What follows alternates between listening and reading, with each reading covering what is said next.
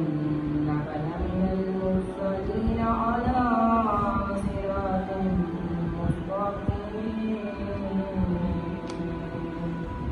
تنزيل العزيز الرحيم لتنذر قوما ما أنذر آباؤهم فهم فاسقون لقد حق القول على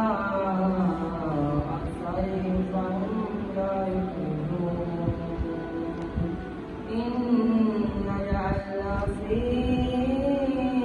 أعناقهم أغلالا فهي إلى الأذقان فهم مقمحون وجعلنا من بين أيديهم سدا ومن خلفهم سدا فأغشيناهم فهم لا يبصرون وسواء عليهم أأنذرتهم أم لم تنذرهم لا يؤمنون إنما الذكر وخشي الرحمن بالغيب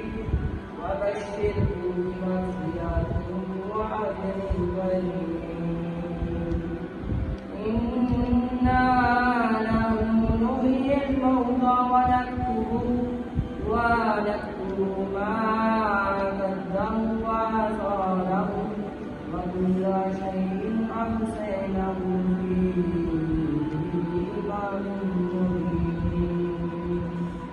واضرب لكم مثلا أصحاب القرية إذ جاءها المرسلون إذ أرسلنا إليهم اثنين فكذبوهما فأرسلنا بثالث وقالوا إنا إليكم مرسلون قالوا ما أنتم إلا بشر مثلنا وما أنزل الرحمن من شيء إن أنتم إلا تكذبون قالوا ربنا يعلم إنا إليكم لمرسلون وما علينا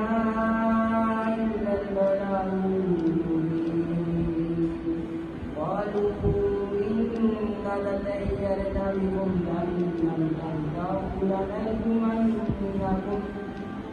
لنرجمنكم وليمسنكم منا عذاب أليم قالوا طائركم معكم أئن ذكرتم بل أنتم قوم مسرفون وجاء من أقصى المدينة رجل يسعى قال يا قوم اتبعوا من لا يسألكم أجرا وهم مهتدون وما لي لا أعبد الذي فطرني وإليه ترجعون أأتخذ من دونه آلهة يردني الرحمن بضر لا تغني عني شفاعتهم شيئا ولا ينقذون